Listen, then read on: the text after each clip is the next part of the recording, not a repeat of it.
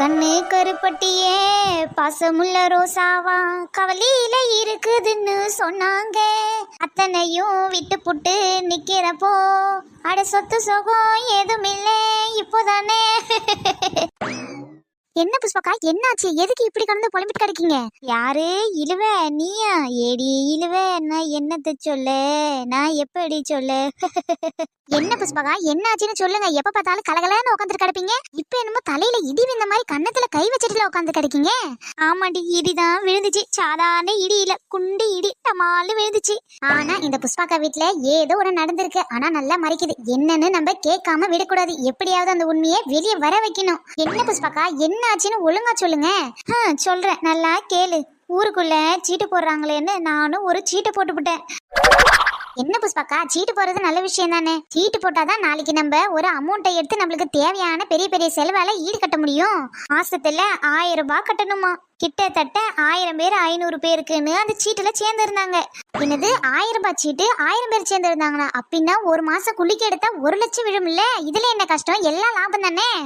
அதெல்லாம் லாபம் தானு போட்டு விட்டேன். சரி, ஒரு மாசம் கட்டினா போதும். எப்படியும் 2-3 குலுக்கு சீட்டு விழும்போது நம்ம பேர் வந்துடும். ஒரு ஐட்டை கட்டி விழுந்துச்சுன்னா அதுக்கப்புறம் லாஸ்ட் வேலை கட்டவே கூடாதுன்னு ஒரு பேராசையில போட்டு விட்டேன். என்ன சொல்றீங்க புஷ்பாக்கா? அப்புறம் என்ன விழுந்துச்சா விழலையா? விழுந்துச்சு, அதெல்லாம் விழுந்துச்சு புஷ்பாக்கா. அப்போ 1 லட்சம் உங்களுக்கு லாபம். அப்ப நீங்க அந்த 1 லட்சத்துல 1 ரூபாய் கூட நீங்க கட்ட மாட்டீங்களோ? அடியே, அந்த 1,00,000 ரூபாய் கொடுப்பாங்கன்னு தான் நானும் ஆசாசியா ஆவலா கிளம்பி கடைசியில அவன் நாமத்தை போட்டு அந்த கடையை காலி பண்ணி கிளம்பிட்டான். சரி விடு புஷ்பாக்கா, அதுக்கே ஃபீல் பண்ணிட்டு கிடக்கீங்க. ஒரே ஒரு 1000 ரூபாய் தானே, எவ்வளோ செலவு பண்றோம். அந்த மாதிரி அது ஒரு செலவு அடிச்சுட்டு போயிட்டுன்னு விட்டுடுங்க. அடியே, ஒரே ஒரு 1000 ரூபாய் தான் பரவாயில்லையே. கிட்டத்தட்ட ஒரு 10,000 ரூபாய் போட்டிருக்க. அந்த மனுஷனுக்கு தெரியாத ஒரு 2-3 வேற போட்டு விட்டு என்ன பண்றதுன்னு ஒண்ணுமே புரியல. என்னது 10,000 போட்டுட்டீங்களா? சரி புஷ்பாக்கா, வாங்க வாங்க நம்ம போய் போலீஸ் ஸ்டேஷன்ல கம்ப்ளைண்ட் கொடுக்கலாம். அவங்க பிடிச்சின்னு வந்தாங்கன்னா முட்டிக்கு முட்டி தட்டிடுவாங்க. அதெல்லாம் போய் தான் வந்தாச்சு. அவன் இந்திக்கார பையன், என்ன ஊரு பேருன்னு ஒன்னும் புரியல. ஓடிட்டான் எல்லாத்தையும் சுருட்டிக்கிட்டு. ஐயோ போச்சு, இதுக்கப்புறம் ஒண்ணுமே பண்ண முடியாதுல்ல. சரி சரி புஷ்பாக்கா, சாப்பாடுக்கு பாடு செஞ்சீங்களா, சாப்பிட்டீங்களா? நான் எங்க சோறு பொங்கினேன். இதெல்லாம் நினைச்சு ஒருவா தண்ணி கூட குடிக்க தோணல. சரி வாங்க, இங்கேயே உட்காந்துட்டு காந்தீங்கன்னா உங்களுக்கு ஒரு மாதிரி இருக்கும். வாங்க அப்படி வெளியில எங்கன்னா போயிட்டு எதனா சாப்பிட்டு வரும். வாங்க.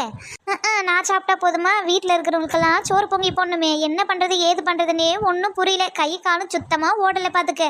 ஏக்கோ, நீங்க ஒன்னும் கவலைப்படாதீங்க. இருக்கிறதுலே இருக்கிற நம்ம சின்ன பொண்ணு, அவ எதனா கடையை கிடியே போட்டு வச்சிருப்பா. வாங்க அங்க இருந்து போய் நம்மளுக்கு என்னென்ன தேவையோ ஏதாவது சாப்பிட்றதுக்கு வாங்கிட்டு வருவோம். நீங்க வேணும்னா அங்கவே சாப்பிடுங்க, இல்லைன்னா மொத்தமா வீட்டுக்கு கட்டின்னு வரும்போது இங்க வந்து சாப்பிடுங்க. சரிடி, அதுவும் சரிதான். வா போவோம்.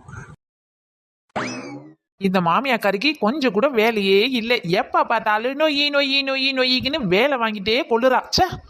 இன்னைக்கு ஒரு நாள் கடை போடாத, நல்லா வீட்டில் ரெஸ்ட் எடுக்கலான்னு பார்த்தேன். ஆனா எப்ப பார்த்தாலும் அந்த வேலை செய்யி இந்த வேலை செய்ய, அது செய்ய இது செய்யன்னு வேலை மேல வேலை காட்டியே கொள்ளுது. டெய்லி இதே மாதிரி ஒரு காஃபி, ஒரு தூக்கம், ஒரு சாப்பாடுன்னு சாப்பிட்டுட்டு தூங்கிட்டுன்னே இருந்தா எவ்வளோ சூப்பரா இருக்கும். சின்ன பொண்ணு யார் அது? சின்ன பொண்ணு. ஒரு டீ நிம்மதியா கூட குடிக்க வேணான்றாளுங்க. யார் அது? என்னடி சின்ன பொண்ணு, இங்க நீ உக்காந்துட்டு கிடக்க? வாடி இழுவ, வா புஷ்பாக்கா, என்ன இவ்வளவு தூரம்? ஆச்சரியமா இருக்கே. அடி, உன்ன எங்கெங்கெல்லாம் தேடிட்டு கிடப்பேன் சொல்லு. கடையை கிடையே போட்டு வித்துட்டு கிடப்பியேன்னு பார்த்தா கடையும் போடல கிடையும் போடல. இங்க உட்காந்து என்ன பண்ணிட்டு கிடக்க? என்னடி இழுவ, நான் கடை போட்டு உட்காந்துங்க இருந்தாலே கூவோன்னு கூவிங்க தான் நீங்க வருவீங்க. இன்னைக்கு என்ன கடையை எதிர்பார்த்துன்னு வந்திருக்கீங்க?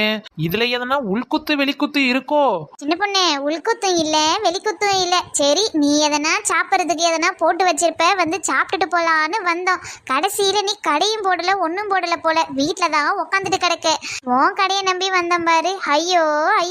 என்னது, என் கடையை தேடி கஸ்டமர் வீட்டுக்கே வந்துட்டாங்களா? இதெல்லாம் பார்க்கும்போது எனக்கு அப்படியே புல் அரிக்குது. ஆமாண்டி, இங்க பாரு, உன் கடை இல்லைன்னு புஷ்பாக்கா சோகத்துல முழுங்கிட்டாங்க. நீ பேசாத, சீக்கிரமா வந்து கடையை போடு. நாங்க 2 பேர் தான் வந்திருக்கோம்ல. நிறைய பேரு உன் கடையாண்ட நின்னு பார்த்துட்டு போய்கிட்டே கிடக்காங்க. எங்கன்னா போட்டு விடுவா. ஆஹா, நம்மளோட கடையின் அருமை தெரியாம நாம இப்படி விளையாடிட்டோமே. ஒரு நாள் வேஸ்ட் பண்ணிட்டோமே. ஐயோ, திடுப்புன்னு வந்து நிக்கிறாளுங்களே. நான் என்ன பண்ணுவேன் ஏது பண்ணுவேன், என்னத்தை போட்டு கடையை விற்பனு எனக்கு ஒன்னும் புரியலையே. சின்ன பொண்ணு, இன்னைக்கு என்ன கடையை போடுவே? மீனா கறியா? இன்னைக்கு எதனா போட வேண்டியதுதான். சரி நீ ஒன்னும் யோசிக்க வேணாம். எங்கன்னா தோசை, இட்லி, இடியாப்பம், சிக்கன் ரைஸ், நூடுல்ஸ்னு போட்டு விடு. நாங்களும் சாப்பிட்டுட்டு வீட்டுக்கும் வாங்கிட்டு போங்க பாரு. ஐயோ, என்ன இப்படி அடுக்குன்னு அடிக்கிட்டு போறாளுங்க. நான் என்ன பண்ணுவேன்? ஐடியா. ஆஹா, 3 நாளுக்கு முன்னாடி அரைச்சு வச்ச அரிசி மாவு கிடக்கு, அதை வச்சு தோசை இல்ல இட்லி எதையாவது ஊத்தி பூ கொடுத்து விடணும். சின்ன பொண்ணு என்னடி வரியா இல்ல வேற கடைக்கு போட்டுமா? எக்கோ நீங்க இருங்க, தோண்டு விடாதீங்க, தோ 2 நிமிஷத்துல கடையை போட்டுறேன். அதான் சரி, அதுதான் சின்ன பொண்ணு. சரி வாட்டி, உன் கடையில நாங்க நின்னுக்கிட்டு கிடக்கோம். ஆஹா, ஆடு 2 கசாப் கடையில சிக்கன மாதிரி என்கிட்ட வந்து சிக்கிட்டீங்களே. இன்னைக்கு உங்களுக்கு புளிச்ச மாவுல வெரைட்டி இட்லி தோசை ரெடி பண்ணி கொடுத்து வித்து போடுறேன். கூவுற சேவலுக்கு ஒரு சக்கரவர்த்தியா ஜோடியை சேர்ந்து இருக்கு. அக்கறையில் நிக்கிற பூவெடுத்து வைக்கிது கொண்டையிலே கூவுற வேலையிலே. அடியே கூறுகட்டவில்லை, உன் கடையை பார்த்துக்கணும் இத்தனை பேர் நின்று கிடக்கும். உனக்கு என்ன டான்ஸ் கேக்குது? டான்ஸ் நிறுத்தடி, ஒழுங்கு மரியாதை இல்லைன்னா கல்ல கொண்டு அடிப்பேன். அடியே டோப்பா, உனக்கு என்னடி ஆச்சு? எதுக்குடி இப்படி கொலை வெறியில கிடக்க? ஏ சின்ன பொண்ணு, நான் ஒண்ணு கொலை வெறியில கிடக்கல, பசி வெறியில கிடக்க. எவ்வளவு நேரம் உன் கடைக்காக நாங்களும் வெயிட் பண்ணி சுத்தி வருது சொல்லு. ஏக்கோ, நீங்க என்ன வேணா சொல்லிட்டு போங்க, என்னதான் இருந்தாலும் நான் உங்களை ஒடியான்னு கூட்டா கூட என் கடை பக்கம் திரும்பியே பார்க்க மாட்டீங்க. நானும் ஏதோ பேசுறேன்னு பேசி கீசி எப்படியாவது உங்களை என் கடைக்கு வர வச்சு வாங்க வைக்கிறதே ஒரு வேலையா இருந்துச்சு. இன்னைக்கு என்னடா ஆச்சரியமால கிடக்கு, என் கடைக்கெல்லாம் நீங்க வெயிட் பண்றீங்கன்னு நினைக்கும் போது ரொம்ப பெருமையா இருக்குக்கா, ரொம்ப பெருமையா இருக்கு. ஒருவேளை என் கை பக்குவம் யாருக்குமே வரலையே என்னவோ, அதனாலதான் சின்ன பொண்ணு கடையை தேடி ஓடோன்னு ஓடியாரீங்க. பொடி லூசிக்கிரிக்கி, கை பக்கமும் இல்ல கீ பக்கமும் இல்ல. இன்னைக்கு ஒருத்தவங்க கூட கடையே போடல. அதான் உன் கடையாவது போட்டுருமன்னு பார்த்து வந்தா உன் கடை இல்ல, இப்பதான் வந்து போட்டு கிடக்க. அதான் உன் கடையை தேடி வந்தோம். அடிப்பாவீங்களா? ஏண்டி சின்ன பொண்ணு, இன்னைக்கு என்னடி ஸ்பெஷல்? இன்னைக்கு என்ன ஸ்பெஷல்னா, இன்னைக்கு கீரை தோசை. என்னது கீரை தோசையா? மசால் தோசை கேள்விப்பட்டிருக்கேன், முட்டை தோசை கேள்விப்பட்டிருக்கேன், வெங்காய தோசை கேள்விப்பட்டிருக்கேன், எண்ணெய் தோசை கூட கேள்விப்பட்டிருக்கேன். இது என்னடி கீரை தோசை? ஆமா டப்ப மாட்டே, நீங்க இது வரைக்கும் கீரை தோசையே சாப்பிட்டு இருக்க மாட்டீங்க. இது எங்க தெரியுமா கண்டுபிடிச்சது? ஜப்பான்ல கண்டுபிடிச்சது. அந்த தத்துவத்தை அப்படியே எடுத்தாந்து உங்களுக்கு போட்டு கொடுக்க போறேன். சீக், என்ன கருமமோ, எதையோ செஞ்சு குடுக்கறேன்னு சொல்லிட்டு கிடக்கா. ஒழுங்கா மத்த கடையெல்லாம் கடை போட்டிருந்தா இவ இது மாதிரிலாம் வித்து கிடக்கிறதுக்கு யாருமே வந்து வாங்க மாட்டாங்க. அடியே சாப்பிட்ற மாதிரி இருக்குல்ல, நீ என்ன செஞ்சாலும் சாப்பிட்ற மாதிரி செய்.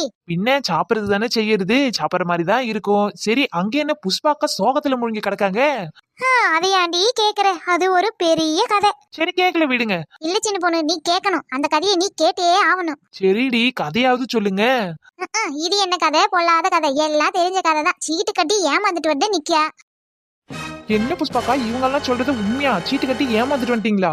ஆமாண்டி சின்ன பொண்ணு, யாரு என்னன்னு தெரியாத நம்பி சீட்டு போட்டுட்டேன். அவனும் இந்திக்கார பையன். சரி 1 2 ஆக்கி 4 8 ஆக்கி கொடுப்பான்னு பார்த்தா இதுல ஏமாத்திட்டு ஓடியே போயிட்டான். வேணும், உங்களுக்கெல்லாம் இது நல்லா வேணும். என்னடி புஷ்பாக்கா சோகத்துல சொல்றாங்க, வாய மூடிட்டு முன்னுட்டு கிடக்க?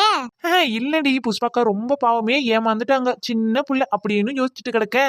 ஆமா சரி அதை விடு. அதை பத்தி பேசினா இன்னும் எனக்கு கோபமும் ஆத்திரமும் சோகமும் தான் வருது. எதையாவது சாப்பிட குடுடி, ஒரே பசி மயக்கமா வந்துட்டு கிடக்கு. காலையில இருந்து பச்சை தண்ணி பல்லுல படல பாத்துக்க. இவ கடையை நம்பி வந்தா கையில எல்லாம் வேலை இல்ல, வெறும் வாயில தான் வடைய சுட்டுட்டு கிடப்பா. சீக்கிரம் குடுடி, உயிரே போயிடும் போல. இருங்க, ஆளுக்கு ஒரு தோசையை கொடுத்து போடுறேன். என்னக்கா, தோசை எல்லாம் எப்படி இருந்துச்சு? நல்லா இருந்துச்சா? நல்லா இருந்துச்சுன்னு சொல்ல முடியல, நல்லா இல்லன்னு சொல்ல முடியல, ஏதோ இருந்துச்சு. பசிக்கு தான் சாப்பிட்டோம், உன் கடையில ருசிக்கு சாப்பிட முடியுமா? சரி, ஏதோ சாப்பிடுறீங்க. ஆளுக்கு 50 எடுத்து வைங்க. என்னது 50 ரூபாயா? 10 ரூபாய் தோசையை கொடுத்துட்டு 50 ரூபாய் ஏமாத்திரியா? என்னது 10 ரூபாய் தோசையா? அடிப்பாவீங்களா? வீட்டுல சும்மா உட்காந்துங்க. அந்த என்ன வலுக்கட்டாயமா ஈட்டாந்து கடையை போட விட்டுட்டு இப்ப கடையை போட்டு தோசை ஊத்தி கொடுத்து சாப்பிட்டு போட்டு காசை கேட்டனா இப்படி சொல்றீங்க? இங்க போறங்க, நீங்க சாப்பிட்ட தோசையெல்லாம் ஒவ்வொரு தோசையும் 50 ரூபாய், மொத்தம் 150 ரூபாய் எடுத்து வைங்க. சின்ன பொண்ணு, இதெல்லாம் ரொம்ப ஓவரடி. 150 ரூபாய்லாம் ஒருத்தே கிடையாது. எப்படியும் ஒரு 10 20 தான் தேரும் இந்த தோசை. 10 ரூபாயே கொடுக்கலாம், நல்லா கொடுக்கலாமே. ஊர்ல ஒரு கடையும் கிடையாது, ஏன் கடை மட்டும் தான் போட்டிருக்கேன். அதுவும் யாருக்காக? உங்களுக்காக. பேசாத, ஆளுக்கு 50 எடுத்து வச்சுட்டு இந்த இடத்த விட்டு காலி பண்ணுங்க. வேற யாராச்சும் வரவங்க வரட்டும். சின்ன பொண்ணு, 50 ரூபாய்லாம் ஓவர் தாண்டி. ஒரு 20 ரூபாய் வாங்கிக்க. ஆமாக்கா, இப்படி 10,000 20,000 ஏமாத்துறாங்க பத்தியா? அவங்க கிட்ட எல்லாம் பேரம் பேசாத கொடுத்துடுவீங்க. எங்களை மாரி ஆளுங்க ரோட்ல கடையை போட்டு 10 20ன்னு விற்கும் போதுதான் வந்து பேரத்தையே பேசுவீங்க. ஏண்டி, தெரிஞ்சு பண்ணதுக்கு தெரியாத பண்ணதுக்கு ஒரு அளவே இல்லையா? அவனும் நீயும் கூட்டாளியோ? ஆமாக்கா, இருக்கும். இவளும் அவனும் கூட்டாளியா கூட இருப்பாங்க. 2 பேரும் ஒரே மாதிரில பேசுறாங்க. அவனும் ஒரு ஏமாத்துக்காரன், இவளும் ஒரு ஏமாத்துக்காரி. சொல்லவே முடியாதுக்கா. இவளை புடிச்சு 2 குத்துனா தன்னார வெளியே வந்துட்டு போகுது. அடியே, நீ என்ன புடிச்சு 2 குத்துனா உண்மை வராது. என் வாயில இருந்து ரத்தம் தான் வரும். ஆமா ஆமா அதுவும் சரிதான், வாடி புடிச்சு 2 குத்து குத்தலாம். அடி பாவிங்களா, உங்களை நம்பி நான் கடையை போட்டதுக்கு எனக்கு இதுவும் வேணும் இன்னமும் வேணும். எங்கன்னா நான் பாட்டு வீட்டுல உக்காந்துட்டு கடந்திருப்பேன். வலுக்கட்டாயமா என்னை ஈத்துன்னு வந்து என்ன வம்புல வீழ்த்து விடுறீங்களே, இது உங்களுக்கே நல்லா இருக்கா? ஒரு 50 ரூபாய் கேட்டது குத்தமாடி. ஏடி சிம்ரன் விட்டுட்டி, அவளுக்கு என்ன தெரியும்? ஏதோ அவ சுட்ட தோசைக்கு 50 ரூபாய் கேக்குறா, அவ்வளவுதான். சரிடி சின்ன பொண்ணு, நான் உங்களுக்கு 50 ரூபாய் கொடுத்து போடுறேன். ஏக்கோ என்னக்கா நீங்க லூஸ் மாதிரி பேசுறீங்க? ஒரு தோசைக்கு யாராச்சும் 50 ரூபாய் தருவாங்களா சொல்லுங்க? இதே மாதிரி விட்டு விட்டு தான் உங்களை சீட்டுக்கார ஏமாத்தி ஓடி போயிட்டான். அடிப்பாவீங்களா, சீட்டுக்கார ஏமாத்திட்டு ஓடி போயிட்டான்னு சொன்ன பாரு, அதுவும் உங்ககிட்ட. எனக்கு இதுவும் வேணும் இன்னமும் வேணும். அவனாச்சு ஒரு ஐட்ட ஏமாத்திட்டு ஓடி போயிட்டான். நீங்க அதை சொல்லியே என்ன சாவடிச்சிருங்க போல. ச்சே. ஹாய் மக்களே, எல்லாரும் எப்படி இருக்கீங்க? நம்மளோட சேனல்ல வீடியோஸ் பாக்குறவங்க மறக்காம சப்ஸ்கிரைப் பண்ணிட்டு லைக் பண்ணிட்டு அப்படியே ஷேர் பட்டனையும் அமுத்தி விட்டுருங்க. ஃப்ரெண்ட்ஸ், நம்மளோட வீடியோவை நிறைய பேர் பிடிச்சி போய் கமெண்ட் பாக்ஸ்ல கமெண்ட் பண்ணிருக்காங்க. அதுல இருந்து ஒரு சில பேரை மட்டும் நம்ம சொல்லலாம். ஹாய் அகில், ஹாய் சூரியபிரகாஷ், ஹாய் மதுபிதா, ஹாய் தியா, ஹாய் சரண்யா, ஹாய் ரேவதி. இதே மாதிரி உங்களோட பேரு நம்ம கமெண்ட் பாக்ஸ்ல போட்டு விடுங்க. அடுத்த வீடியோல எல்லாரோட பேரையும் படிச்சு சொல்லி போடுறோம். ஃப்ரெண்ட்ஸ், நம்மளுடைய ஜூட் பேக்ஸ்ல 10க்கு 12 சைஸ்ல ஒரு பேக் எடுத்தா 100 ரூபாய்க்கும் 2 பேக் எடுத்தா 150 ரூபாய்க்கும் தரோம். ஃப்ரெண்ட்ஸ், இந்த ஜூட் பேக்ஸை இந்த 150 ஆஃபருக்கு நிறைய பேர் வாங்கிட்டு தான் இருக்காங்க. ஃப்ரெண்ட்ஸ், எந்த ஒர்க்குக்கு போனாலும் சாப்பாடு மதியம் இல்லாம போவே மாட்டோம். அப்படி சாப்பாடு எடுத்துட்டு போறது தான் இந்த பேக். நம்ம கிட்ட அதிகமா மூவிங் ஆகுறது லஞ்ச் பேக்கும் தாம்பூல பையும் தான். உங்களுக்கு வேணுன்றவங்க மறக்காம கீழே தெரிகிற நம்பருக்கு வாட்ஸ்அப் பண்ணுங்க.